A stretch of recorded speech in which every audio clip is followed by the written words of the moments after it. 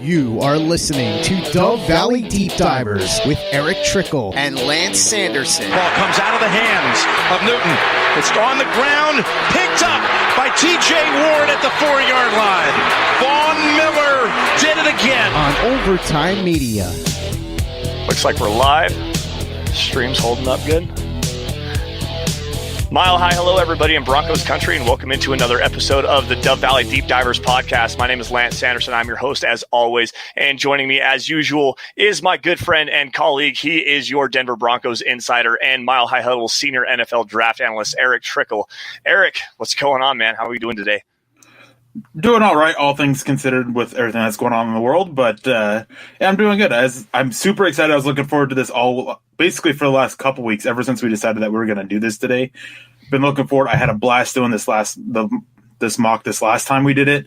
Super excited to be doing it again, and I'm glad everybody who's joining us. I'm glad you guys are joining us, and be ready to voice your opinions. Yes, absolutely. This is where you guys really get to come in and show your strength and your voice in the group chat and everything that we've got going on here. You know, we are your scouting staff today. We are the guys that are going to kind of not necessarily pound the table and kind of direct and guide you, but we're going to give you a little bit of advice on the players that are potentially available. Now, before we get started on this, there was kind of some news that dropped earlier today with the Minnesota Vikings going to release Xavier Rhodes, the standout cornerback who is widely considered one of the best cornerbacks in the NFL. Now, Erick, with the Broncos already having brought in A.J. Bouye via trade, it's not necessarily official until the start of the league year next week. Now, with Xavier Rhodes hitting the open market, what are the odds that the Broncos would potentially go after another veteran cornerback to bolster this secondary for Vic Fangio and bring Xavier Rhodes into the fold?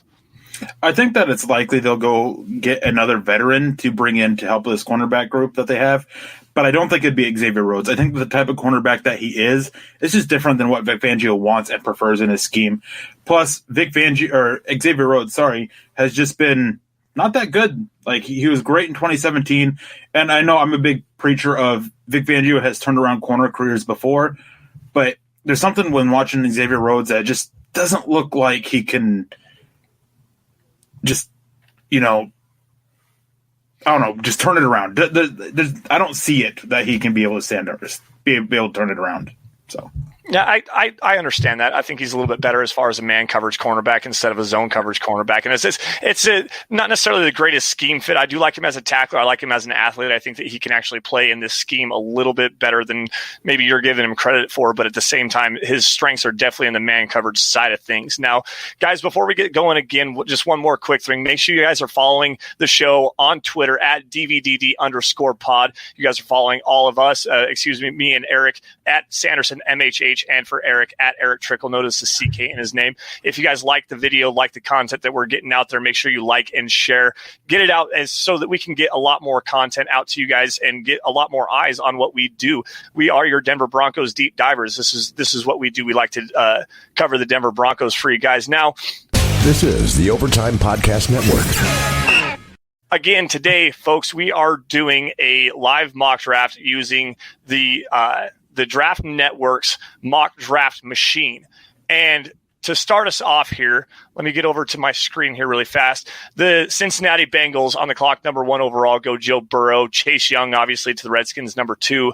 Jeffrey Okudah, the cornerback from Ohio State, to the Lions. Isaiah Simmons, the do-it-all linebacker safety prospect, to the New York Giants. Tua Tagovailoa, popular pick, to the Miami Dolphins. Justin Herbert to the Los Angeles Chargers. Derek Brown to the Panthers. Tristan Wirfs, the versatile offensive lineman, to Arizona. C.J. Henderson with the A.J. Bouye trade is a very popular pick to the Jacksonville Jaguars. Mekhi Becton, athletic offensive tackle, to the Cleveland Browns. CeeDee Lamb, the top wide receiver prospect, according to Erick Trickel, to the New York Jets. Christian Fulton, the cornerback from LSU, to the Oakland Raiders. Javon Kinlaw, the interior defensive lineman, to the Indianapolis Colts. And Jedrick Wills, offensive tackle out of Alabama, to the Tampa Bay Buccaneers. Now, on the board, we're looking at Kalavin Chasen, Henry Ruggs III, Jerry Jeudy, Andrew Thomas, and DeAndre Swift as the top 5 players available. Now, to get to kind of the comment section here just a little bit, I mean, this to me seems like a fairly obvious selection. I mean, with the Broncos needing wide receiver, this is probably the direction that we would pound the table for, especially with Ruggs and Jeudy both on the board. Now, Eric, to kind of differentiate the two and what the Broncos specifically need at the wide receiver position, which direction would you prefer the Broncos go at 15? Well, there's two different ways that you can look at this. You can look at it which receiver is the better scheme fit for the Broncos, as in which receiver you can step in and just do exactly what you're looking for out of the Pat Shurmur offense. That receiver is Jerry Jeudy. He runs the routes. He gets open quickly. I mean, best route runner. He can still bring spacing to the offense. He can help complement Courtland Sutton, Noah Fant, Phillip Lindsay, and the other offensive weapons. He has enough speed to challenge deep. But it's that route running, which is what what Pat Shurmur's offense really thrives on, really. But if you want to sit there and you just want to boost the whole offense completely and just give so much more versatility to the offense, then Henry Ruggs is the guy to go with. He has the speed to basically he dictates coverages, and this is how he dictates coverages is because of that speed. Basically, Lance, it just was a computer sim. He didn't actually make the other picks. We're only picking for the Broncos. So, sorry about that. Anyways, with Henry Ruggs, he has that speed that dictates coverage. And with that, what that means is that the defenses have to provide a safety over the top for the cornerbacks, because if there is just a cornerback on him, he's just going to run by them. There are not many corners in the NFL that can hang with him with his speed. He demands double coverage because of that. Or if he develops his route running a little bit better, he can demand that triangle coverage that you see with Tyreek Hill that he has to demand, basically, which helps open up the Chiefs offense. So just to sum it all up, if you want the better scheme fit, then yeah, that's Jerry Jeudy. But if you want the guy who can just open up the offense so much more and still be a solid fit in the Pat Shurmur scheme, that guy's Henry Ruggs. And also worth noting, on my own personal big board, you guys can check that out. It's on Twitter. It's my pinned tweet. But on my own personal board, of the two receivers, Henry Ruggs is my 11th overall prospect, whereas Jerry Jeudy is my 14th overall prospect. So I do have Henry Ruggs higher as well. Okay, now with that saying, just the overall speed that Ruggs does bring, and as you have constantly said, the way that he works within his routes. Now, he is one of those guys that really needs to work on speed variation, and as far as slowing down, speeding up, making sure that he's putting a little shimmy shake. A little bit sharper cuts wouldn't hurt him there, but he can use that speed to really manipulate coverages as well. Now, with Jerry Jeudy, he already knows how to do that, and he may not run 4.27, but he is a low 4.4 guy, and he proved that at the Combine. There's plenty of speed to work with Jerry Jeudy here as well. Now, I think that with Ruggs, obviously the deep threat, the threat to take the ball to the house anytime that he touches the football is definitely a huge boost to his stock. But the work that Jerry Jeudy does before the catch and then also after the catch, the way that he can shift and shimmy and shake tackles, I think that would be a better fit just to me because of the way that Pat Shurmur really likes to have those yard after the catch kind of receivers. So I would kind of lean towards the Jerry Jeudy side of this, and then hopefully you can get a guy like a John Hightower maybe in the 3rd or 4th round that can be that deep burner kind of a guy. He may not bring the 4.27 kind of speed, but that is his kind of skill set to take it the top off the defense and go and get the football. Now, to kind of go into the comment section here, I mean, when we first got into this selection, it was Ruggs all day long. Ruggs. But then you've got on the other side. So this is kind of where we're at. Is it Ruggs or is it Jeudy? Which way do you want to go? So one thing to add in there about Henry Ruggs is that he's not just speed. I know that there's a lot of people out there that are touting that that's what he is, but he isn't. One of my favorite traits about Henry Ruggs, and I preach this all along, and I will fully admit this, I am lower on Henry Ruggs than a lot of other people are. I know Benjamin Albright, highly renowned Broncos insider, is a lot higher than him. Our colleague Nick Kendall, he's higher on him than I am. But this guy he doesn't shy away from being physical, especially as a blocker. Now, I would like to see him be a little bit more physical during his routes, and some more physical corners can kind of disrupt his routes a little bit. But those are things that you can be taught on. But his upside is just so tremendous. And one thing that you were talking about with his speed variations through the routes and his cuts and everything is very spot on, because he's a guy who he runs. I mean, he may start his route out at 80% and then hit 100%. But what really good route runners do is they'll get up to say 75%. Then right before their cut, they're dropping it to 65. They're making their cut, and they're doing that quick move. And when we had Luke Polglaze on just a couple weeks ago, he was talking about this. Is he's drooping that fake this way, and then he's cutting out this way. And as soon as he makes that cut the right way that he's going, and he gets out of that break, he needs to just jump it up to 100% speed. So you want to see him slow it down, get that break, and then burst out of it to get instant separation, which is something that can be very easily taught in the NFL, which is one reason why I really do lean Henry Ruggs over Jerry Jeudy. And I am a huge fan of Jerry Jeudy, but more I watch Henry Ruggs, the more I think about it and just basically how he dictates coverages and how that can open up everybody else on the offense. It's hard to not want that.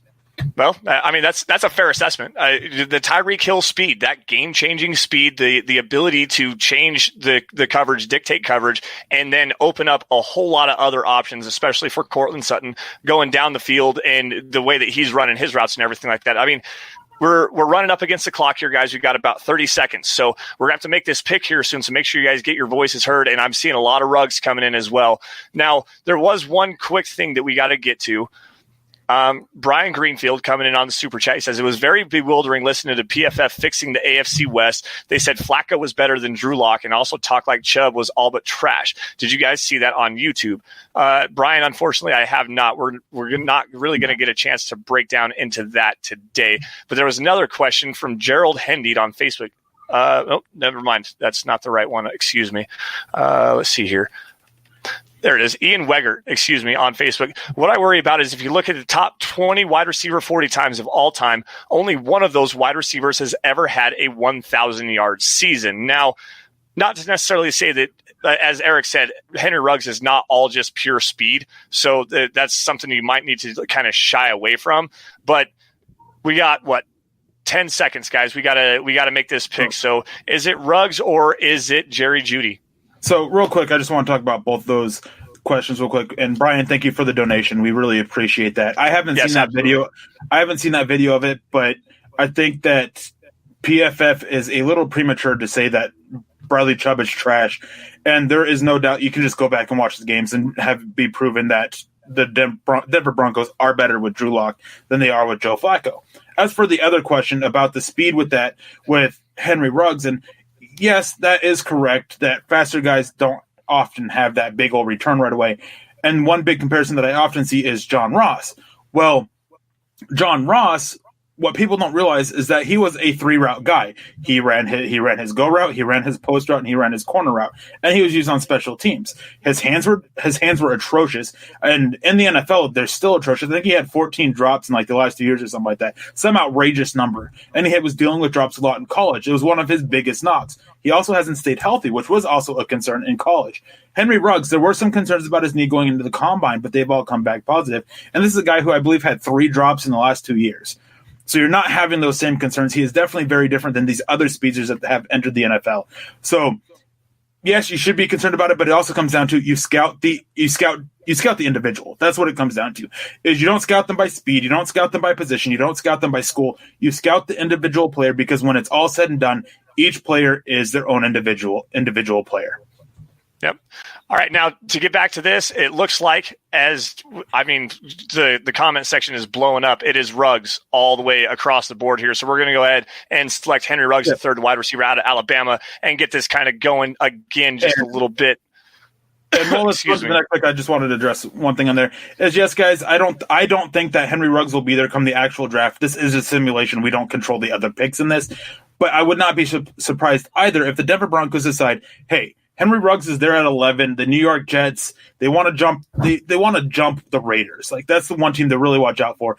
Is they can get up to that height. They have 3 third-round picks, and based off of previous trades in the NFL, and this is actually an article that I have that on Mile High Huddle that you guys can go check out. It's the latest offseason projection. It has the details of this previous trade where the team moved up. I think it was from 15 to get to 10. Offering just a first and third round pick, and I think that Denver, if it came down to it, and Ruggs was there at 11, I think that they can come around and do that same kind of deal to get up there and to take Henry Ruggs.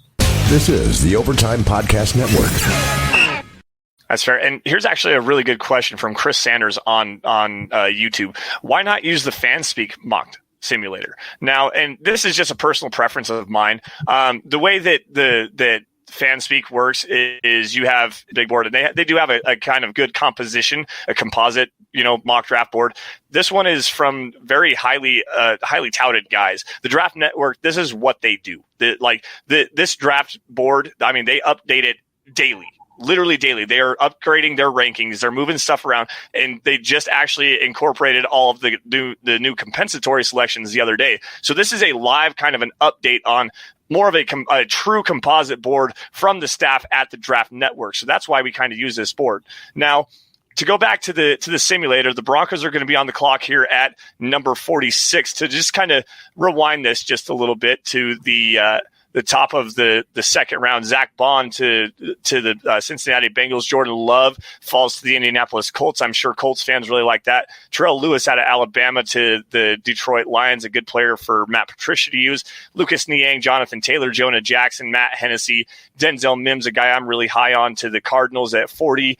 Antoine Winfield Jr., the safety from Minnesota, to the Browns. Kenneth Murray falls out of the first round to the Jaguars. Robert Hunt to the Bears. KJ Hamler to the Colts. J.K. Dobbins, the running back out of Ohio State, goes to the Buccaneers. The Broncos sitting on the clock here.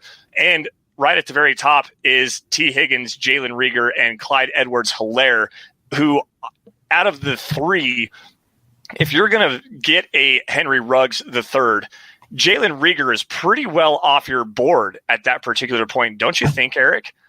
I actually don't agree with that, because Jalen Reagor is a lot more than just a speed deep threat. He's a guy that offers up a little bit more on the intermediate and shorter routes. So I think that, well, not ideal, I think that he is a decent complementary piece to what Henry Ruggs is bringing to the offense, as well as Courtland Sutton and Noah Fant. So in the end, I do think that I would take him off the board. And the biggest reason for that is, I think I've done it a couple times in my mocks, but I'm not the biggest fan of going back-to-back wide receivers with the first and second round pick. Just not my cup of tea. I would like to go look at somewhere else like that. Maybe the defensive line. Maybe looking, depending on what offensive tackles fall, then you can be looking at that way, as Denver does want to try and come away with a developmental tackle.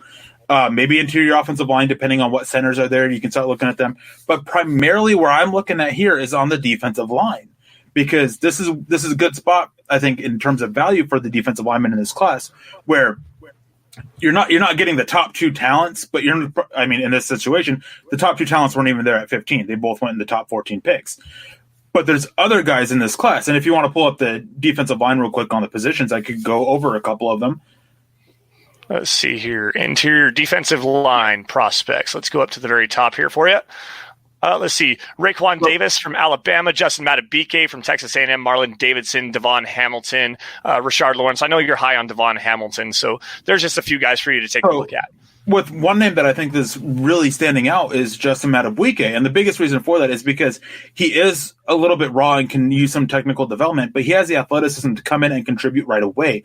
And getting that kind of player to come in and work with Bill Kohler would be just tremendous. So at this point, that's the way I'm looking. I'm not so high on Raekwon Williams, or Raekwon Davis at this point. Just he doesn't have the upside as a pass rusher to me to be worth a second-round selection. I think, for me, he's like a fourth-round grade, just because good run defender, don't get me wrong, but just kind of each year got worse as a pass rusher, so I'm not as high on him. And Devon Hamilton, I think that this is a little bit rich for him at this point as well. Now, I'm going to have you pull up corners real quick before we start getting to what the fans want, but I want to take this question real quick from David. He said, that said, won't the amount of teams jockeying to move up for Ruggs at 11 inflate the price too much? Yes and no, because here's the thing. When you're looking at trades, a lot of teams have a certain area that they don't want to go past when they're trading down. We see this quite a bit in every year where, say, a team, in this case, at 11, they have, at that point on the board, when the board call falls to them, they may have 4 players on their board that they really want. They're not going to go trading down 6-7 spots, because a good chance those 4 players are gone. About 4 picks is about where they would want to go down, because at least that way one of those guys will be on their board. So while it would increase the price, you also have to factor in how far down do they want to trade. Can't really speak too much on that, but that is something to be considered. So how about those cornerbacks?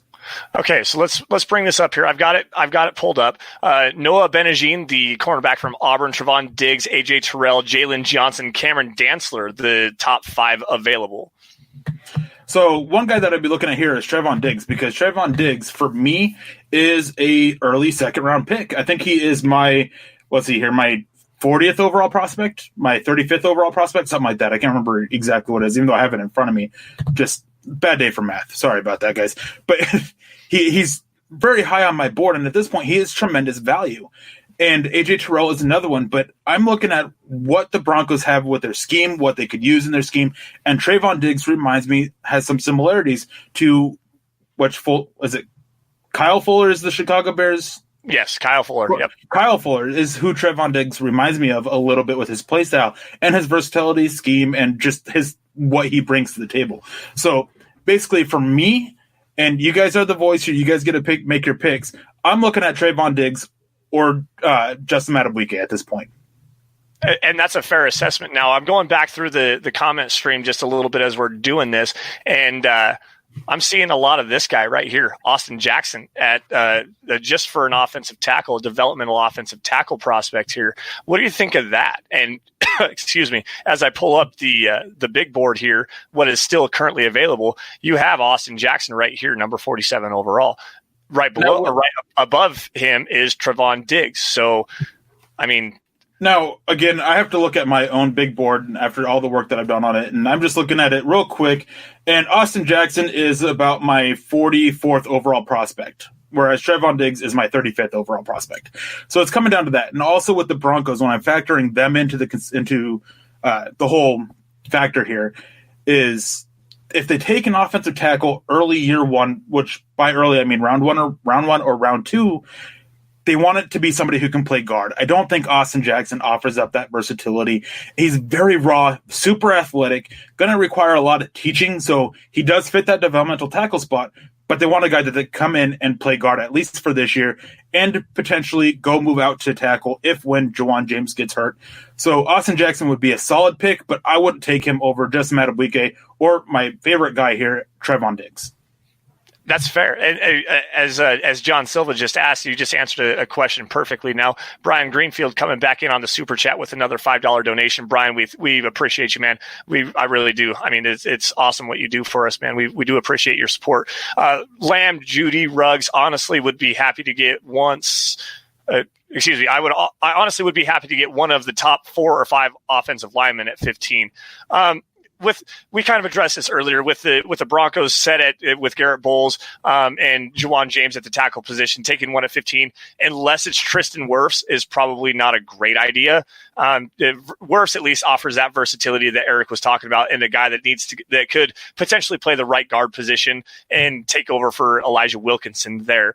Now, we're running up against the clock here, guys, so we're going to have to do this. It's Trevon Diggs, Austin Jackson, or Justin Madubuike, and I think that a lot of it. I'm seeing a lot of Trevon Diggs I'm seeing a lot of Trevon Diggs here, guys. So I think that's probably the direction we're going to go here. So Trevon Diggs, back-to-back Alabama players, breaking the trend of John Elway here of not drafting Alabama players. Now I didn't even consider that. Like I didn't even think about that until you said that. It's actually kind of mind blowing. It really just clicked in my head as soon as I hit make the pick. Now I got a chance to watch Trevon Diggs, and something that really spoke out to me is his length. The guy is so long, and he's so physical at the catch point. If he does get a chance to get up and contest the catch, he is very physical kind of a player, good tackler as well. And behind, obviously, I would like Jeff Gladney. That's the guy that I really like. Obviously, Okudah, Christian Fulton, Gladney is probably the order I'd go there. Trevon Diggs is definitely a nice consolation prize for this Broncos team,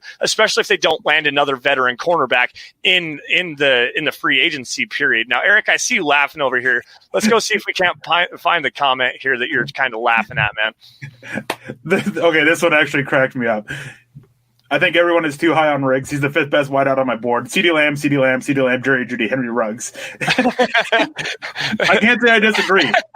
CeeDee Lamb is my number one receiver, and it's not a super wide margin, but I find that very funny. Thank you, TG, for TG for the laugh about that. Yeah, that's good stuff, man. I mean, the work that CeeDee Lamb has done with the body awareness, the way that he can control and contort his body in the air, going and catching the football, the athleticism he showed at the combine, very clean route runner. He's I mean, there's a reason why he's widely considered as the number one wide receiver prospect in this class. Now, to kind of move this forward just a little bit, the Broncos are coming back. Oh, sorry, excuse me, Eric, go ahead. Just one last note about it, because John Silva mentions it in the chat, is brother is a wide receiver. Yes, Trayvon Diggs' brother is Stephon Diggs, which I think could be a very, beneficial factor for getting Trayvon Diggs. He definitely has that ability to go and train with his brother, who has a very good route runner and can help him work on his weaknesses when he's not with the team in the offseason and things like that. So that is another factor that I actually would be interested to know how teams would value that kind of connection. This is the Overtime Podcast Network. That is kind of an interesting connection. I wasn't aware of that. Now we do appreciate you for bringing that up. Now let's go back over, excuse me, to the mock draft simulator here. Going back over the last, 7 or 8 picks or so. Damon Arnett, cornerback, Ohio State to the Carolina Panthers. Troy Pride Jr. to Miami. Bryce Hall, a guy that I like to fit in this Broncos scheme. 71 to the Chargers. Justin Matabuike, your guy, to the Cardinals at 72. Jeremy Chin, kind of a versatile athletic safety from Southern Illinois, small school guy, to the Jacksonville Jaguars. Bryson Hopkins, one of the top tight ends, to the Browns. Matthew Pert, a guy that I've seen a lot of connections to the Denver Broncos here lately, to the Colts. Marlon Davidson to the Buccaneers. And now the Broncos sitting there looking pretty with Joshua Uche, Jacob Eason, Willie Gay Jr., Ezra Cleveland, Terrell Burgess as the top 5 players on the board. And now a guy that I've seen a lot on Twitter over the last couple of days, Benjamin Albright, some of the guys at the Draft Network, Terrell Burgess, the safety out of Utah. Eric, is this a potential area with the Broncos now placing the franchise tag on Justin Simmons earlier today? Is this an area where the Broncos could be looking at a rotational safety player with the potential loss of Will Parks? I could definitely see it. He is probably one of my favorite safety fits for what the Broncos want. And he is a guy that can go and drop down, play in the slot. He can offer a little bit of boundary versatility, though not much, and eventually take over for Kareem Jackson. Very physical coming up against to the attack point. He is one of 2 players that, I mean, as soon as it got to the pick and you were going over all the previous ones, him and another were 2 players that I was eyeballing, and the chat definitely has the other one, with the other one being Ezra Cleveland. And the only knock I have on taking Terrell Burgess here is that I don't want to go back-to-back defensive backs.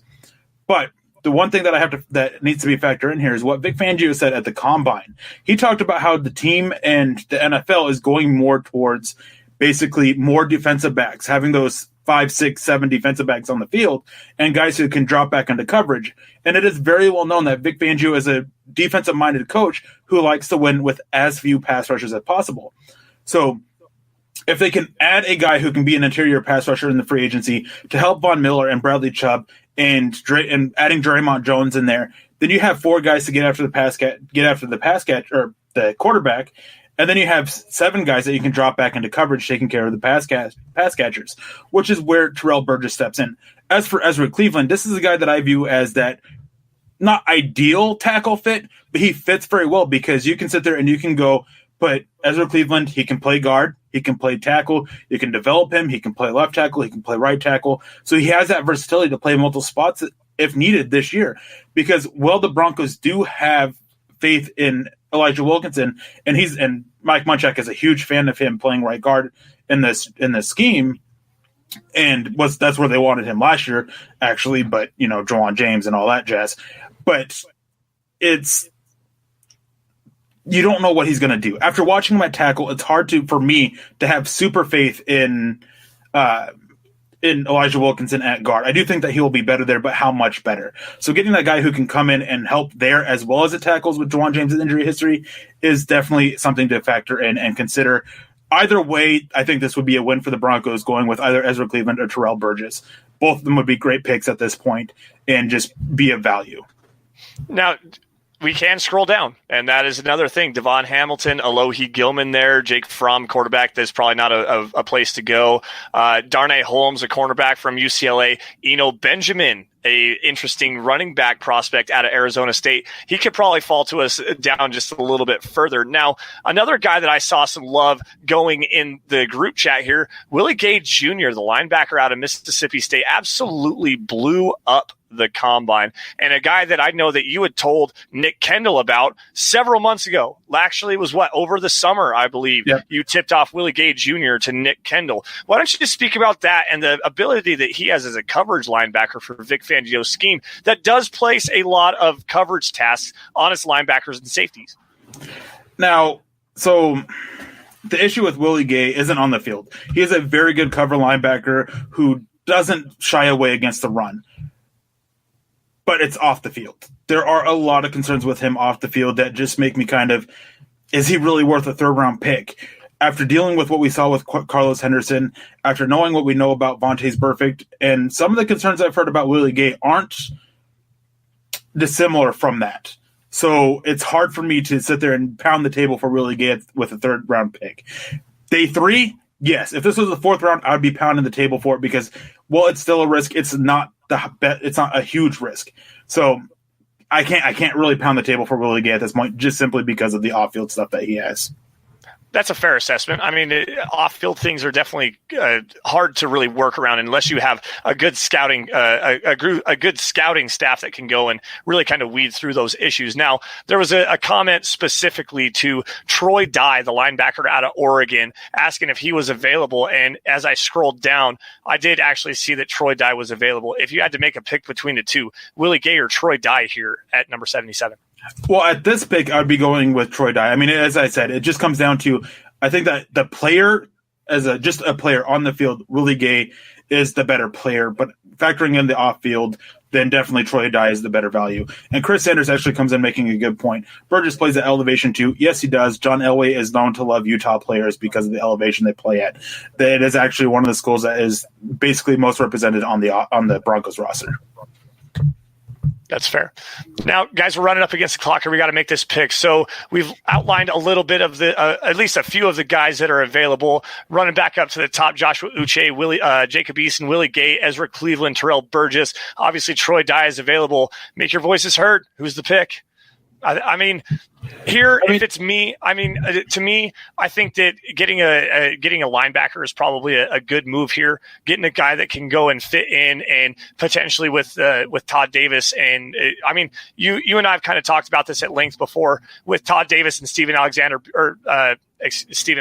Johnson. I always do that. Alexander Johnson being kind of the same kind of a player, limited in pass coverage, definitely good against the run.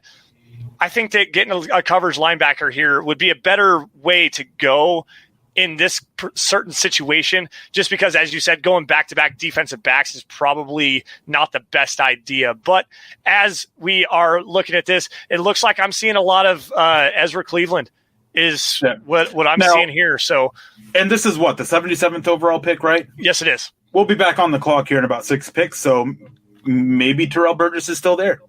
Yeah, and that's a very true fact. We actually had this happen on the last time with Denzel Mims. We took Jalen Johnson, the cornerback out of Utah, over Denzel Mims. So I'm going to go ahead and click Ezra Cleveland, the offensive tackle from Boise State here, and get this kind of moving. Now, the last time we did this, as I was just saying, we took Jalen Johnson, the cornerback out of Utah, based on what you guys had told us, over Denzel Mims, and Denzel Mims fell to us. Now, in this kind of a scenario with the way that Denzel Mims blew up the combine, it's probably not going to happen. But with Terrell Burgess, there's definitely a possibility he's going to be there. Now, to go back to some of these questions here, let's see if I can't find something here. Here we go. Justin's Pro Football Scouting Analysis says Davion Taylor, the linebacker from Colorado, my dog, is rising fast. Eric, he ran a 4.39, I believe is what it was, at his pro day the other day, and Laviska Shenault, the wide receiver out of Colorado, did not participate. So Davion Taylor kind of stole the show. With that kind of athleticism, what do you think of that guy? One thing that I have really come to learn over the last few years is that NFL teams love athletic but raw defensive players. And basically, plenty of examples. Tano Kapasuna of the Kansas City Chiefs, even Denver with Brandon Langley a few years back. So there is their teams love that. They love and what it all comes down to is a coach's willingness to bet on their ability to coach up the football side of things. You can't teach athleticism. You can teach them how to play football. That's what it comes down to. Based on tape alone, Davion Taylor for me is probably a 6th or 7th round pick. But when you factor in his athleticism, I'm comfortable taking him in the 5th round. But it's just that fact that he is so very raw. It's going to take a lot of time to get him developed. I could see a team taking him in the top 100, though, just betting on that. And you know what? That actually lines up directly with our next super chat. Jordan Johnson coming in, super chat superstar on the Huddle Up podcast. Jordan, we appreciate you joining us, man. Thank you for the $20 donation. Hey, Lance and Eric, the Huddle Up guys mentioned Elway's draft philosophy, players with intangibles, football IQ, competitiveness, and leadership. Do the picks we've made tonight so far have these traits? Now, this is more of a question for inside analysis. So, Eric, I'm going to kind of let you take it away. But I mean, there is a lot of questions, not necessarily with the leadership ability of Henry Ruggs, but is there kind of a prima donna mentality with him as far as I'm the fastest guy on the field, I want to be the superstar? Is there any kind of something like that might come up with him? So I can't remember who it was I was talking with, but I was talking to somebody big with receivers and everything, and this is what he said. He said, every good receiver has arrogance. They want to be the best. They believe they're the best. Henry Ruggs has that, but it's not to the point where Odell Beckham Jr.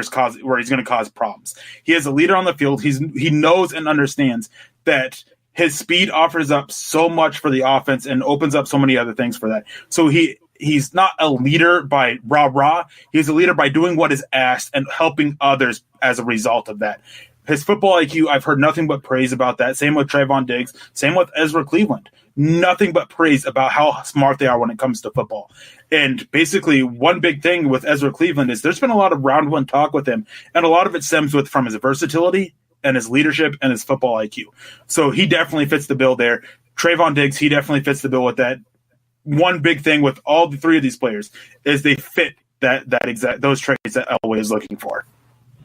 That's great to hear. I'm glad we're kind of falling in line with that. Now, Terry Randall, super chat superstar Terry Randall coming in, and he with another $10 donation. Terry, thank you very much for joining us again today. We appreciate you and all of your support. Hey guys, Eric, you are my draft guru. Thumbs up, attaboy. Hashtag state of being. That is the hashtag for the Huddle Up podcast. Terry, again, thank you, sir. Mile high salute to you. Thank you for stroking my ego. It's not hard to do. I'm telling you guys, it's really not hard to do. Now let's get back to this draft board just a little bit. And the Broncos sitting at number 83 overall. Again, Joshua Uche, Terrell Burgess, the safety out of Utah, still sitting there looking pretty. Jonathan Greenard, the edge out of Florida. Jalen Hurts, quarterback from Oklahoma. Alohi Gilman, another safety from Notre Dame. Darrell Taylor, the edge out of Tennessee. And Jake Fromm, again, line out the top prospects available. And I have a feeling I'm already going to kind of know where this is going. We're seeing it right off the bat. Chris Sanders coming in on YouTube. Burgess, please. I mean, is this where we go? Is this the time that we get the Burgess? Or, again, here's another name. We talked about him earlier. Troy Dye, the linebacker out of Oregon. I mean, this is kind of an interesting spot here because both players can play in the box. They can both cover very well. Is which one do you prefer though? With the Broncos needing a coverage linebacker more than they do a safety right now, with Justin Simmons in tow and with Kareem Jackson coming back, do you go with the safety or do you go get that coverage linebacker? So while I'm talking, why don't you scroll and see if Logan Wilson's still on there? We've had a couple people asking about that. But as answering this question, I go back to what Vic Fangio said about the defense in the NFL going towards more defensive backs. Troy Dye, I'm a big fan of his. He's definitely value, I think, at this point. But I am concerned because he did play on a messed up knee that he just recently had head surgery for. And there have been some concerns about how long he will be out. They think he'll be ready by the season. But how long into training camp, preseason will he be out? That is a concern there. But it's going down to the versatility of the defense and more defensive backs. Terrell Burgess, you have your starting number 3 safety right away. Yes, you need to cover linebacker, but you know how you can also cover tight ends and running backs without a cover linebacker? With a number 3 safety. With more defensive backs on the field, you can do that. You can be more versatile with what you want to cover, with how you want to cover. You can offer up more confusion to the opposing quarterback and just be basically more versatile. That's a big key here. Plus, we do have another pick coming up soon again, thanks to the Broncos having three third-round picks. So maybe we can go and get Terrell Burgess here and then look at that cover linebacker. I think that the end of the third round is actually really good value for cover linebackers. I think that's where you can really start looking at Troy Dye, Akeem Davis-Gaither because of their injury stuff. Logan Wilson, I think maybe might be a little bit early there. Davion Taylor, I think this would be a point where you can start looking at him as well. But with this pick, I'm definitely looking at Terrell Burgess. But it is hard because, I think the Broncos want to draft more offense, but at the same point is they don't want to just completely ignore going young on the defense either. Yeah, and that's fair. With the Broncos and what the mentality that we've heard so far, especially with what Benjamin Albright said a couple of weeks ago, was that they were going to buy a defense and then draft an offense. And right now, just the value that's on the board, it's not looking like a lot of the offensive players are falling. We are seeing the quarterbacks that we thought were going to be here, Jalen Hurts, Jake Fromm, but really just going down through the let me pull this up really fast, going down through the top part of this draft. Below Jake Fromm, you got Sadiq Charles, the offensive tackle from LSU, Eno Benjamin, Ben Barch, Hunter Bryant. So we're seeing some of the guys that, I don't see the Broncos taking another tight end with Noah Fant in the fold, especially with the way that Pat Shurmur likes to run with 11 personnel. Troy Dye, Van Jefferson, kind of a good route runner, but not the most explosive athlete. It's a lot of defensive talent here. So why not take a defensive player to go along with that kind of getting younger on the defensive mentality? There was a question that I wanted to grab before we take before we make this pick. Jim Fisher coming in on YouTube says, let's go get that dog Alohi Gilman. Now, as far as Burgess versus Gilman, why are their skill sets so different, and what could Gilman do to bring himself onto this Broncos team? I think that Gilman's a lot more limited. I don't want to say he's a bad prospect. I'm not very high on him. I wasn't a fan of his tape. I came away very low and disappointed with what I saw from him. And he's a guy that's getting a lot of hype, but I just don't see it. I think there is a clear tier difference between them. And just with what's available, I think that Terrell Burgess is a tier 1 with what's left available, whereas Alohi Gilman's probably tier 4, tier 5. So at this point, I'm not looking at Gilman. Sorry, Jim. He's just not a guy for me. And that's fair. And going back through the comment stream, because we are up against the clock here, yeah, go Burgess and then go Logan. Burgess right after that. Burgess again. So I think that's what we're going to do. Let me pull this up here, get rid of this comment, and I will select Terrell Burgess, the safety out of Utah, and then we will continue on with this here. Excuse me. I'm still battling kind of a chest cold, guys. Go ahead, Eric. We did get another super chat in. Let me go back and find it. Evan McKinley comes in with $1.99. Thank you for that. We appreciate all super chats. Thank you guys so much for supporting us and the stream. And he asks, what do you think about another wide receiver early in the draft? I'm all for it. And I think that come actual draft, I think the Broncos will walk away with 2 receivers in the top 100. One reason why I'm not advocating for it during this, and this is just me, is because I absolutely love the depth of this. I think there's a lot of talent there that's going to be there day 3. And it's because there's so many guys. I think I have 17 or 18 receivers in my top 100. They're not all going to go in the top 100. I want to see who falls. We got one of my number 2 receiver and Henry Ruggs with this. Let's wait. Let's see what happens. And basically start looking at that round 4, maybe 5. Yeah. It's such a deep wide receiver class. It's absolutely insanely deep. You don't really have to go with the back-to-back wide receivers. I like it depending on the skill set you get in the first round and then compared to the second round. If you get if we go Jerry Jeudy there at 15 instead of Henry Ruggs, I love Jalen Reagor to pair with that. Right away, we had that opportunity to take Henry Ruggs and then Jalen Reagor right beside it. If you get Jeudy and Reagor, I think that's just absolutely perfect pair. Now, Jerry Holland coming in on Facebook says, okay, I brought this up with Chad and Zach and later saw an article by Erick that supports my fear somewhat. My fear is a scenario where we pass on the top 3 wide receivers on our first pick, and because of it, we miss out on the top 4 to 6, Mims, Reagor, Jefferson, Shenault. Because maybe the people who picked before us that focused on other positions in the first round now are circling back around and getting their wide receivers, picking before us again and snatching up the remaining 4 to 6 top wide receivers before our 46 picks. It's bugging me. I think that if Denver doesn't go receiver at 15, which I think is very unlikely, I think we can see them potentially move down or take another player. Maybe they take Javon Kinlaw if he's there, or maybe they go with a cornerback. They definitely have their options open, and then they look to move back up. I think that they will walk away with at least one of the receivers and probably the top 6 or 7 guys. So. Another super chat coming in here. Evan McKinley with another $2 donation. Evan, we appreciate you, man. Keep your eyes on Lynn Bowden for a late round sleeper. Yeah, okay. Lynn Bowden is a guy who he can do it all. He's played quarterback, he's played receiver, he's played running back. Very athletic, very raw. But this comes back to what I was saying about Davion Taylor. Coaches love to bet on raw, athletic players and then coaching them up to play football. That's exactly what Lynn Bowden is. Okay, that's fair. Now let's get back to this draft here. And the Broncos on the clock at number 95 overall. Just going back over the last few. Natani Moody, the interior offensive lineman from Fresno State, Sadiq Charles from LSU, to the Houston Texans, Troy Dye, unfortunately, to the Oakland Raiders. That kind of sucks. Van Jefferson to the Baltimore Ravens, Laurel Murchison, interior defensive lineman from North Carolina State that kind of blew up the Senior Bowl, to the Tennessee Titans. Evan Weaver, linebacker, to the Green Bay Packers. And sitting up at the top of the draft, this is not really fallen very well for the Broncos, especially with what their needs line up. And the guy that I have my cursor on here, Eno Benjamin, a kind of sneaky good pass catcher, very patient runner between the tackles, very tough runner as well. Eric, with the Broncos needing another running back to come in and pair with Philip Lindsay, does Eno Benjamin fit the fold? Is he a guy that Pat Shurmur could be pounding the table for here at the early part of the 4th round? All right, so go ahead and pull up linebackers while I answer this. With Benjamin, he is a, I don't want to say super athletic, but he is a solid athlete who offers that receiver ability that you're looking for from your running back position to help complement Philip Lindsay and be that piece.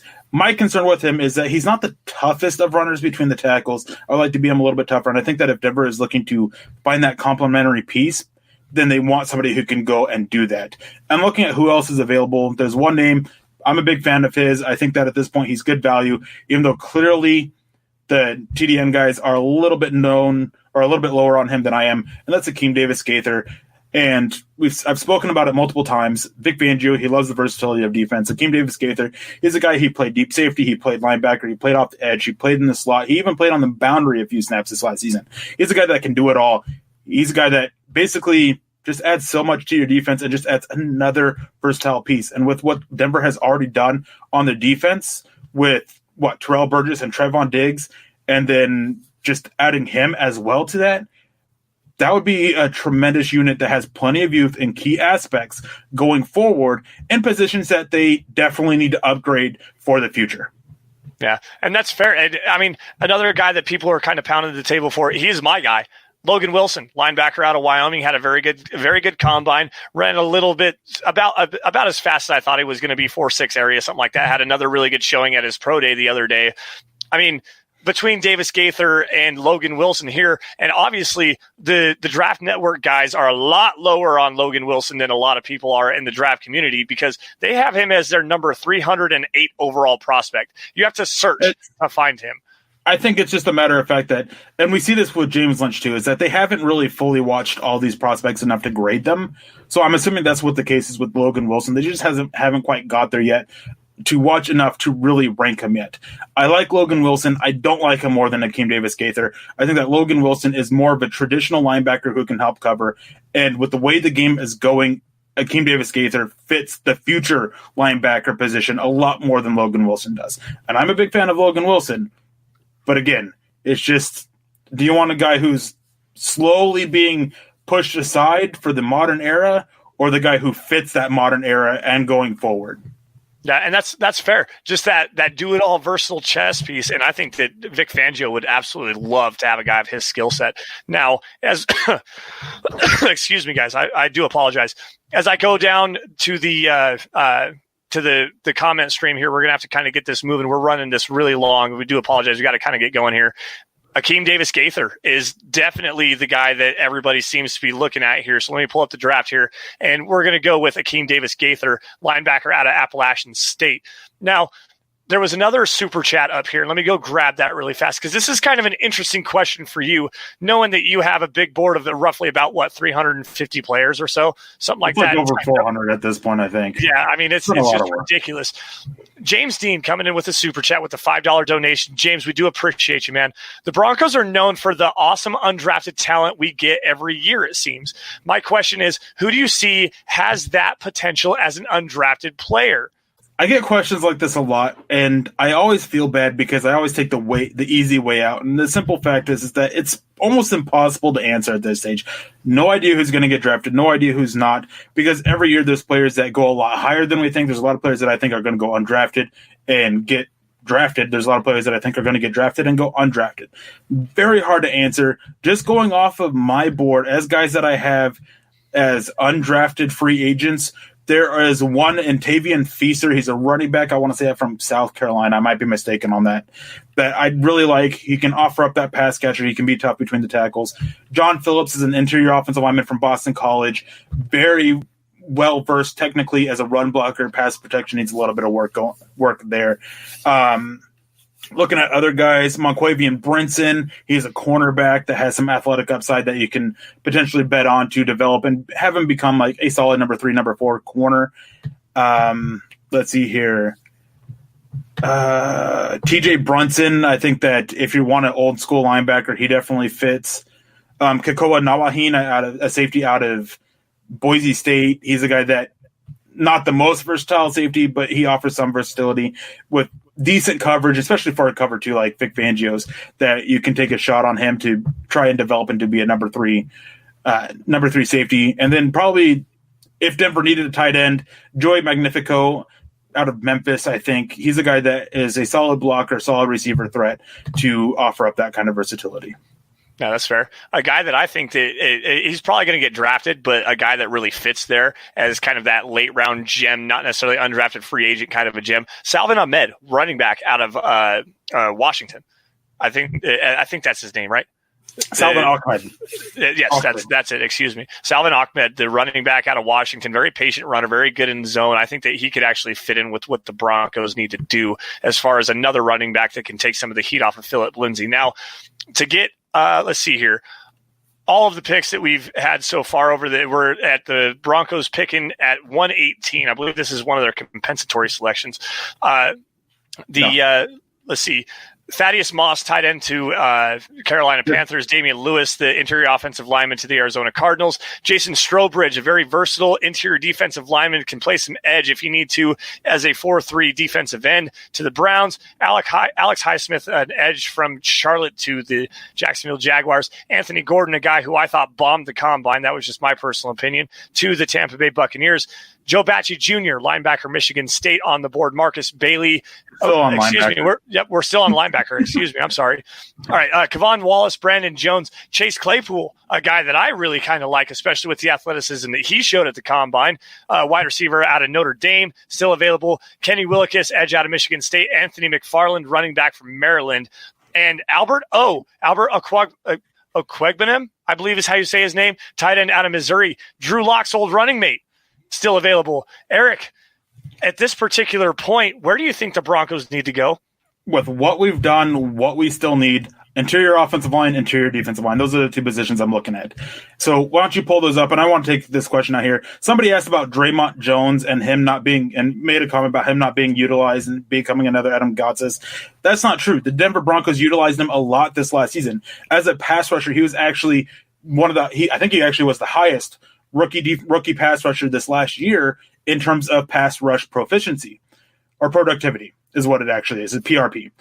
So they're definitely using him. He still has to work on his run defense. He definitely showed progress as the season went on. He's going to have a big role this next season, not like Adam Gotsis, who took a lot longer to develop than Draymond Jones did. And Adam Gotsis, I was a big fan of his for what he was, but he never had that real tremendous upside as a pass rusher that we have already seen from Draymond Jones. He's being used. He's going to continue to be used. He's not going to end up like another Adam Gotsis. Okay. Before we get into this, I got to go grab a couple of these super chats here. Anthony James coming in. This is just kind of a quick question for you here, Eric. Please explain Brandon Ayuk, the wide receiver from Arizona State, and his current draft range. Now, from what I've seen, I'm going to answer this just kind of briefly. Brandon Ayuk, anywhere from the middle of the second round to early third round is probably kind of his range right now. Now, Eric, I'm going to let you kind of speak to his skill set and maybe kind of shed a little bit more light on the subject.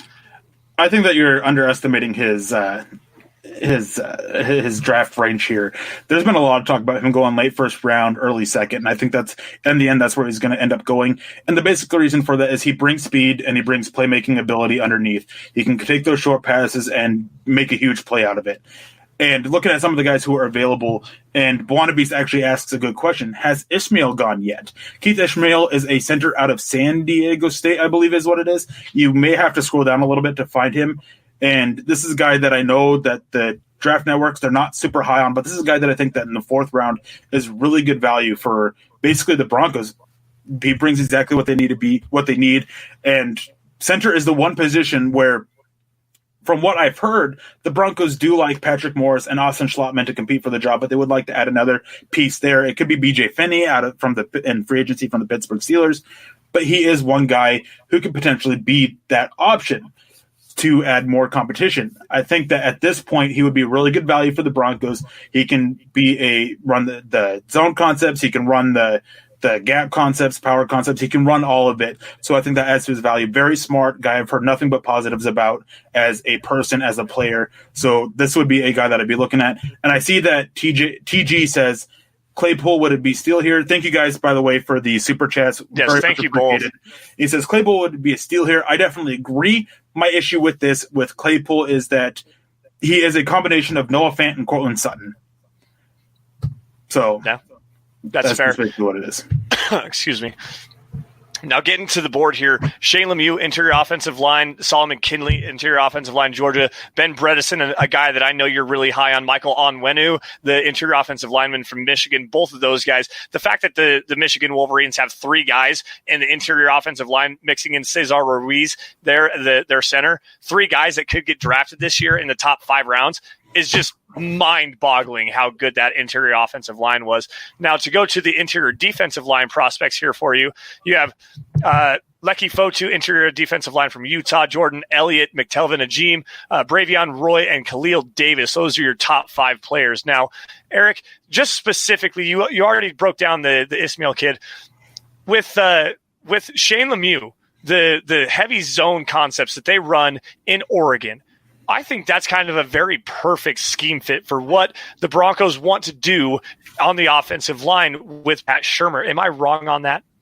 With Shane Lemieux is, yes, at Oregon, they run a little bit more zone stuff, but I think that in the NFL, he's going to be a lot better fit in a power scheme, and the Broncos are probably going to use a mixture of it. So I think that he actually could be a really good fit here. My only problem with is, unlike Ishmael, Lemieux is just a guard. He's not going to offer tackle versatility. He's not going to offer center versatility. And the Broncos love versatility on their offensive line. Just about every single player except for Garrett Bowles and Jawan James can play multiple spots on their offensive line. So I think that with that in mind, if you're looking at interior offensive line, Shane Lemieux isn't the better option than Keith Ishmael. I think that one thing with Shane Lemieux is that has going for him is he played at Oregon. Obviously, that's a much bigger school than San Diego State. And then a lot of people are in here are talking about Lecky Fotu, and big reason with him is, yes, there are some injury concerns with him and some issues with pad level. Big dude. Some people believe that he's going to be coming off the field, but not in the typical big boy way. He offers more as a pass rusher than he does as a run defender, which is the complete opposite than from what you normally see of players 320 plus pounds. Yeah, absolutely. Just the explosiveness that he has off the line of scrimmage, the shoulder injuries and stuff like that he has is just horrible. But at the same time, the explosiveness, the quick first step, the hand fighting that he does display, I really like Lecky Fotu in this defense. It's just great. Now the defensive lineman that I would go with here is not Lecky Fotu, but it's Jordan Elliott. Jordan Elliott, let's see here. I believe Missouri. Missouri. Jordan Elliott from Missouri. Now, why Jordan Elliott over Lecky Fotu? Basically, is that he offers a lot more as a pass rusher, and run defender. And with the Broncos, they're looking at to get help for on the interior to help with Bradley Chubb and Von Miller on the outside. So I think that getting that guy up the middle who can really bring that, he's so quick up there. Sack totals aren't the highest. His production totals aren't the highest, but he was super disruptive for Missouri, and that is exactly what the Broncos need. They need somebody who can be, as I like to refer to them, a true disruptor in the middle of that defensive line who can sit there and help take pressure off of Von Miller and Bradley Chubb. Big reason why I'm all for that. In the end, I still think that that center with Keith Ishmael would be the better way to go. But guys, we are running actually super long here. Yeah, so we need to get this moving forward here. Let's go ahead and get this in here. Which way do you guys want to go? I'm looking back up through it, and I'm seeing a lot of Fotu talk right now. So I think that's what we're going to do. We're going to go and grab Lecky Fotu, the interior defensive lineman out of Utah. I wouldn't be so quick. You already did. Oh, it's too bad. Sorry, guys. Elliot over Fotu. I was going to say, actually, there's a lot of Claypool. There is a lot of Claypool in there as well. I did see some Claypool. I saw the Fotu, Claypool, or Lemieux, and then there was a lot of Fotu right after that. I was scrolling up just a little bit. Sorry, guys. Blame Lance. That's my fault. You can hate me all you want to. Come at me on Twitter at Sanderson MH if you absolutely want to. Claypool hater, he says. Yeah, absolutely not. Absolutely not. That is not me. Do not say that. Size, length, speed, athleticism. The guy has it all. He's fairly decent hands, too. I really wish that I could have seen him run a little bit better routes, but at the same time, I do like Chase Claypool a lot. And as somebody said, you could put him as a tight end sometimes. Like there was a lot of talk about him playing at the tight end position, 6'4", 238, running 4.39, 4.4, something like that. People made it clear is he is a mismatch just waiting to happen. The issue is that he is just a combination. He is just a combination of Courtland Sutton and Noah Fant. And as much as I like him, I'm a huge fan of him. I think he's got a second round grade. I'm always throwing my colleagues under the bus. Are you kidding me? But is that I just don't think that would be the way that the Broncos go. They're looking for complementary skill sets, and Claypool, as much of a mismatch he just isn't that right complementary piece.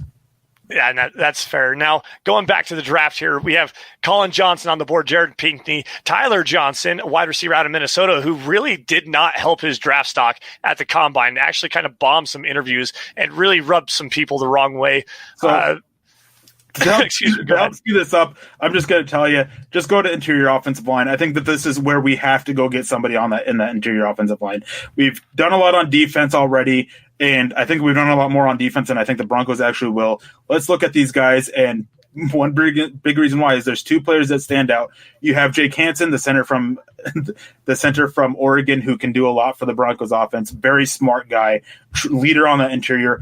And Michael Onwenu, a guard who doesn't offer up much position versatility. He's similar to a Shane Lemieux in that, but I think that he has plenty of power. He can definitely go in and compete with Elijah Wilkinson right away. And you also have the potential of, and I'm not a big fan of this, don't get me wrong, I'm not a big fan of doing this, is moving Dalton Reisner to center. And then you can have Onwenu either at right guard or left guard, and Elijah Wilkinson at the other spot with Dalton Reisner at center. And the reason why I'm not a big fan of it isn't because I don't think that Dalton Reisner would be an even better center than he would at guard. I don't want to sit there and have to start over with chemistry between Garrett Bowles and whoever the new left guard is. I don't want to sit there and have Dalton Reisner go and learn a new position. So that's one reason why I'm not for it. But it would make sense because Dalton Reisner, I have no doubts, would be the smartest player on the offensive line. Center is where you want your smartest player to be. They're the ones that are typically making all the calls for the unit. So... Terry Randall coming in really fast with another $2 donation. Thank you, Terry. My name's on the ticker twice, so hashtag state of being. Terry, we love you, man. Terry. That's because we love you, man. Now, let's see here. Just going back through the comments just a little bit. I'm seeing Hansen, Onwenu, Hansen I like, Solomon Kennedy, Nick Harris, who I believe is gone at this particular point, a guy that Bawana Beast had spoken about and you had kind of went at length on, and Keith Ishmael is still on the board as well. So that interior offensive line, guys, this is kind of where we're pounding the table. Is it going to be Hansen? Is it going to be Michael Onwenu, who at 360 pounds really can move? That guy is a gigantic behemoth of a man and can move. He may not be Mekhi Becton athletic, but for 360 pounds, the guy's absolutely a piece that can play as a zone interior offensive lineman. Now, looks like I'm seeing a lot of Hansen here. So one reason why I didn't talk about Ishmael is because I just don't think that he would be here. Yes, he's here in the simulation, but I think at this point he's definitely gone. That's one reason why I didn't talk about him, although in the simulation, since he's there, we can still definitely take him, and I would be ecstatic because he offers up that versatility to play center or guard, which is something that neither Onwenu or Hansen have. I think Hansen is just a center in the NFL, and I think Onwenu is just a guard in the NFL. Yeah. Well, unfortunately, it doesn't look like a lot of the comments rolling in are going to agree with you, and it looks like Hansen is going to be the selection here. So let me move ourselves back up to the top here. Excuse me. That's perfectly fine because in the NFL, GMs often ignore the scouts anyways. That's fair. That's fair. Bawanabe's coming back and says, "Ooh, Hanson or Ishmael if he's still there." I tried. We tried for you, man. All right, now this is kind of an area that the Broncos have addressed a lot of needs. We're going to go back over to this and I want you guys to focus on just the picks that we've had so far. We're seeing a lot of that, the comments on here asking who we've taken so far. We've got Henry Ruggs, the third wide receiver out of Alabama, Trevon Diggs, the cornerback from Alabama as well, Ezra Cleveland, the offensive tackle from Boise State, Terrell Burgess, the safety from Utah, Akeem Davis-Gaither, the linebacker from Appalachian State, another Utah defender, Lecky Fotu on the interior defensive line, and Jake Hansen. And as we get back to the live version of this, wide receiver, let's go back to this wide receiver position. I think that this is kind of an area where there's going to be some value here. Michael Pittman Jr., the wide receiver out of USC. I think that's kind of a decent fit here. Quintez Cephas, wide receiver out of Wisconsin, to kind of run it down the board just a little bit. Darrington Evans, a running back out of Appalachian State, kind of an interesting prospect there. LaMichael Pirine from Florida. Keyshawn Vaughn, a guy that I know that you were very high on, Eric, if we were still in the Rich Scangarello system. Now, just here, I kind of think that going after another wide receiver, especially in this steep class, is kind of a way to go. Eric, do you agree or disagree here? I actually agree. I think that I wanted to look at wide receiver a couple picks ago, but at this point, I mean, we definitely have to. I think that Denver definitely wants to go and add more receivers. I think, as I said earlier, I think they want to get 2 receivers in the top 100. So at this point, definitely pull it up. So why don't we go ahead and pull up the other receivers? Because I don't want to go Quintez Cephas. There's a lot of off-field issues there. I don't want to go Michael Pittman because he is just another Tim Patrick, Cortland Sutton type of player. So looking at some of these other guys, Antonio Gandy Golden, he's here. I don't want to talk much about him because I don't think he's there. If you want to add more speed, Tyree Cleveland, he brings plenty of speed to the offense. Yep. Lynn Bowden, he brings plenty of versatility. Jawan Jennings, if you want a guy who's a possession receiver, that can be complementary to what the Broncos already have and be a tremendous blocker. I think he's actually, in my opinion, the best blocker at receiver in this class. So that's definitely an option as well. Aaron Parker, a guy not many people know about and from Rhode Island, could probably get him a little bit later. So he's an option as well. But for me, the guy I'm looking at the most at this point is probably this guy that you actually just scrolled down to, is James Proche out of SMU. Not the most athletic guy, but he can play the slot. He offers up enough versatility to play outside as well and can really work underneath. And when you're pairing up that kind of ability with Henry Ruggs, who can take the top off the defense and create the ultimate spacing, he is a tremendous fit with this Broncos offense. Yeah. I am Supreme 22 coming in with a $5 donation on the Super Chat. Any former Bama players that have played for Fangio that could help sway Elway into breaking his no Bama drafting policy? Ruggs is a given. Anybody else? Well, we already kind of went that route with Trevon Diggs, the cornerback out of Alabama. I know Raekwon Davis is another guy there. Eric, is there anybody? I mean, what, Terrell Lewis? Or is that? Yeah, that's the edge player. Names are escaping me right now. I'm sorry. So. Excuse me. Another Bama player that would be interesting for Vic Fangio's defense is not too similar, but not too dissimilar from a guy that we actually took, and Terrell Burgess. But the player from Alabama is Jared Maiden, who actually caught a lot of attention. I think it was at the Senior Bowl, might have been Shrine Bowl. Can't remember which one, but he caught a lot of attention there. And I know there's a lot of fans of him in the NFL. He's a guy who can be a very versatile piece in the secondary, offers up the ability to play multiple spots. So that is another guy that could potentially be a Bama player that Vic Fangio could potentially convince him to get. Trevon Diggs is another, of course. Yeah. Now, getting back to the draft here, especially with the wide receivers, I've kind of scrolled up a little bit, and I'm seeing a lot of Lynn Bowden, the wide receiver out of Kentucky there. So I think that's kind of the direction we're going to go here. Let's go Lynn Bowden. Yeah. Yep. And the next pick, let's get to running backs. Let's go to the running back position, don't you think, huh? Okay, so at the top, Darrington Evans, the running back from Appalachian State, LaMichael Pirine, Keyshawn Vaughn, Patrick Taylor Jr., the running back out of Memphis, Siwo Olananula, I can't say his name. I apologize for that. Joshua Kelly, guy that we took in our last mock draft in the 7th round, actually available here out of UCLA. So let's just speak to some of the guys that we have there and try to get this moving forward a little bit. Well, the guy that stands out is Darrington Evans. He's a guy that he can be tough between the tackles. Can't remember how many yards he had between the tackles, but it was a pretty good number. And he offers really good ability to catch on the outside and out of the backfield. LaMichael Perrine as well. He is a tremendous route runner. He's a guy that you can split out wide. He's a guy that has pretty solid hands as well. Very tough runner between tackles. But I think unlike Evans, Perrine is a little bit more limited to the outside runs, whereas Evans is a little bit more versatile with the ability to run both of them. If we're going running back at this point, that's the guy I'm looking at, is Darrington Evans out of Appalachian State. And Justin, Pro Football Scouting Analysis coming in, and he says Evans is a speedy back. So that could add that multi-dimensional speed that the Broncos are kind of lacking right now with the offensive weapons that they have. He does have a lot of speed, but one thing about his game that I think is very underrated is the toughness that he has. And he has a lot of toughness in his running, which is what is able to help him hold up when running between the tackles. Yeah. All right, so just trying to get this moving forward, guys. Not really a general consensus here. I'm seeing a lot of Antonio Gibson there. No, he's not there. He went a long time ago. We actually had an opportunity to take him. I believe it was in the 4th round, and we kind of passed on him. Take a running back in the 7th round. Well, unfortunately, this is kind of not how this one's shaking out. There's not really good value right now. So, let's go back to the overall. To the top players here that are available, and just kind of take a look at that really fast. Michael Pittman, Jordan Fuller, Quintez Cephas, J.R. Reed, Javelin Guidry, the safety out of Utah, Darrington Evans is right there. So we've already taken a safety in Terrell Burgess. We've already taken 2 receivers, and I don't see Michael Pittman or Quintez Cephas coming in and adding more to that. So best player available on this is Darrington Evans.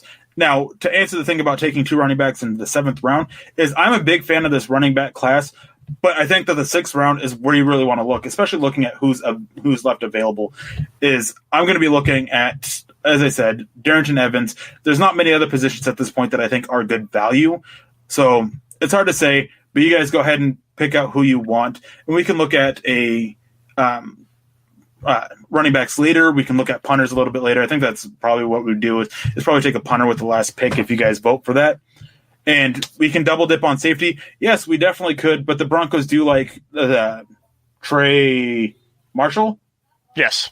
They like Trey Marshall, so they're just looking at that linebacker or that safety to help replace Will Parks. And J.R. Reed is very limited. He's that box safety guy that just doesn't have a role in Vic Fangio's defense. Like, he likes guys that offer up a lot more versatility than what J.R. Reed offers. Yeah, that's fair. Now, I went to the interior defensive line prospects here just out of curiosity to see if there's a guy that I know that you're kind of high on. James Lynch out of Baylor. Is this a kind of an intriguing option here? So I mentioned him earlier. This is one of those picks where the TDN guys, they haven't just done enough work to really boost him up. I don't think he'd be here. I mean, he's not the most athletic guy, but he wins with technique and power, and teams that's where they typically go 3rd, 4th round. That's where they like them. Not super athletic, but reliable guys. So I don't think he'd still be there. But at this point, I mean, in this simulation, we're taking about who's available. We can definitely take Lynch at this point. Yep. Yes, we can. So let's see here. I'm going to go back through and kind of make a decision here. Man at punter, Evans. I like the safety from Utah, but we already picked one already. Evans. Let's see here. Pittman fallen. I think we're just going to have to go with Darrington Evans. I think that's kind of the way that we need to go with this here. Excuse me, guys. As I'm trying to now get over this cold for 2 weeks in a row. Let's see, Eric, is there anything else on your mind as far as just some players available that where we haven't gone so far? So let's go back in and just take a look at all the picks that we've got here. Darrington Evans, Lynn Bowden, Jake Hansen, the interior offensive line, interior defensive line with Lecky Fotu, Akeem Davis-Gaither, Terrell Burgess, Ezra Cleveland, Trevon Diggs, Henry Ruggs III. We've got the running back. We've got a pair of wide receivers, interior offensive linemen, defensive linemen. Is there really any kind of other need? Maybe another tight end, do you think? Another linebacker that could play a kind of an athletic, fits that mold of raw, talented, that can kind of move around, maybe that hybrid role similar to Akeem Davis-Gaither? Is there another guy like that you think? I think at this point we just need to focus on getting a punter. I think that's definitely a huge need, and just looking for depth on the offensive line and at basically the offense in general. I mean, tight end, we can cross that off. I think we're good at wide receiver. I think that running back, we're good. Maybe a backup quarterback that they can groom and develop. Developmental offensive tackle and another interior offensive lineman would basically be the two ways on offense to go. And another position too is getting that 5 tech, that ability to go get a guy who can offer up the ability to get after the quarterback from there. But at this point is just, I don't think there's anybody really left at this point. I think with this upcoming pick, I think we should just lock it in right now. Brandon Mann out of Texas A&M, getting that punter right here. I think that he'd be long gone by this point. Brandon Mann is the best punter in this class. He's got the huge leg, which would definitely be boosted in playing in a mile high, and he can definitely pooch punt it. I think that he does need to work on not out punting his coverage units, but that is something that you can also sit there with as the Broncos is get more speed on the outside. Yeah, that's fair. There was a comment that I kind of pulled up an edge depth. Now with Malik Reed, obviously the Broncos have expressed interest in bringing back Jeremiah Talbot. Edge depth with Justin Hollins as well. Not necessarily sure where his role fits in still.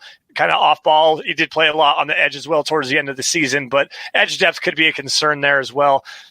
Eric, I kind of agree with you. I've seen a couple of comments here.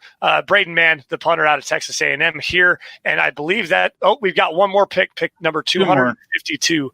Two more. 252 and 254. What happened there? Hold on, let's get this out of here.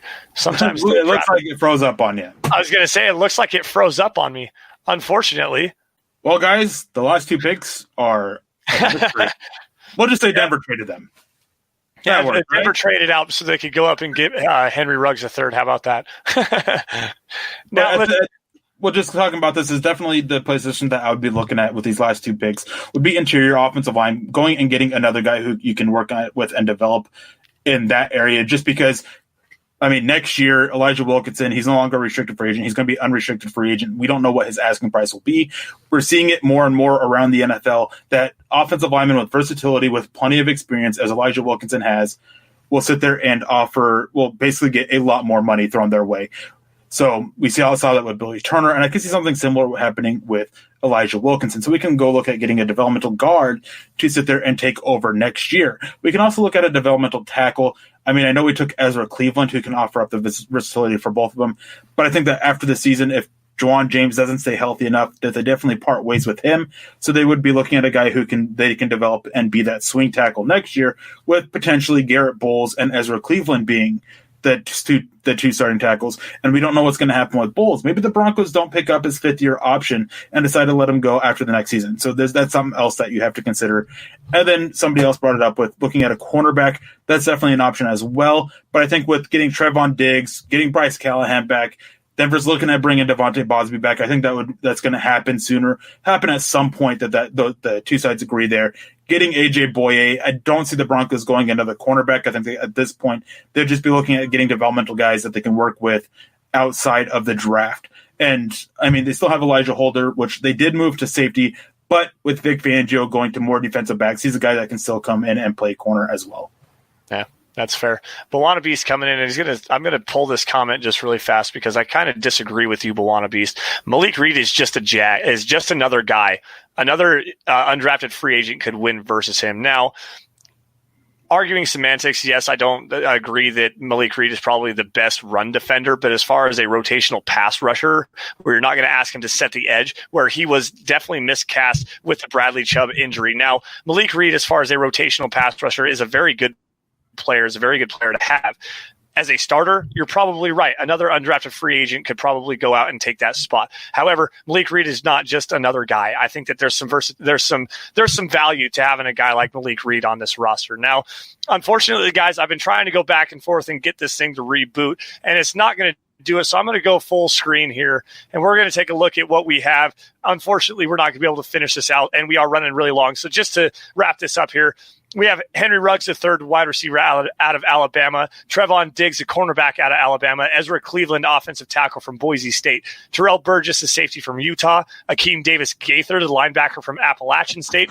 Lecky Fotu, interior defensive lineman from Utah. Jake Hansen, interior offensive lineman, potential starting center for the Broncos. Out of Oregon, Lynn Bowden, the wide receiver from Kentucky. Darrington Evans, the running back from Appalachian State. And Braden Mann, the punter out of Texas A&M. Guys, that's going to wrap it up for us today. Now, if we can get another question. Go ahead, Eric. One second. I just wanted to say a couple things. Michael Divinity, there's some questions about his off the field. I mean, with the whole departing the team and stuff like that, there's some concerns there. And somebody asked if I like DeMarcus AC. I do, but he's a guy that I'd definitely be looking at with a undrafted free agent pick. And then what did I get from the ECCC? What's that? I'm not sure what that is. But anyways, with how this draft turned out, I know a lot of you guys are going to have some issues with it. But because I'm such a Star Wars fan, I just have to do this just once. I do it all the time at my day job, but just me saliki. There's a lot of people like to make fun of how I look. There you go. I make fun of myself. All right, Jabba. That's enough of that. John Silva coming in with another question, with a question here. Read the next Shaquille Barrett. I don't know if I would go that route. I think Shaquille Barrett was a lot better as a run defender and then developed as a pass rusher and has a little bit more versatility than Malik Reed. But at the same time, you can see the kind of same trajectory there coming out of this Broncos system, developing his pass rush moves a little bit more. I could see it. Probably not a very good comparison. I kind of see the lines you're drawing there, but at the same time. Now, guys, we're going to have to get out of here. Thank you all once again for joining us on Dove Valley Deep Divers Live. Wait. Just so you guys know, we will be back tomorrow. Same time, we will. Same place. It will be 5:30 p.m. Mountain Time. And what we will be talking about is we just released my final offseason mock draft on milehighhuddle.com. That's going to be the topic of conversation. You guys can sit there and ask me all the questions you want about it. Lance is going to be doing it. You guys can go check that out. So we are back every Friday and Saturday going forward, at least until the draft, maybe longer. And stay tuned because we also have some big plans going on with the draft night as well. So, guys, you are not going to want to miss that. Just a quick thing, too, as well. Stay safe out there, guys. Make sure you're washing your hands and taking care of yourself and exercising proper hygiene stuff. So, guys, stay safe out there. And thank you guys for watching. Yes, absolutely. Now, guys, before we get out of here, quick matters of business. Thank you once again for watching the Dove Valley Deep Divers live podcast. You guys can follow the show at DVDD_pod. You can follow me and Eric at Sanderson MHH and Eric at Erick Trickel. Notice the CK in his name. Also, make sure you guys are following. Let's see here at Mile High Huddle for instant updates on your favorite Denver Broncos website, where we post all of our written content every single day. Follow at Huddle Up Pod for live updates on the Huddle Up Podcast Network as well. If you guys like it, share it, hit that like button down there, share it with all your friends, get some more eyes on what we do. And last thing but not least, stay safe out there, guys. Take care. Y'all have a great night. Thanks again. You've been listening to the Huddle Up Podcast. Join Broncos Country's deep divers at milehighhuddle.com to keep the conversation going.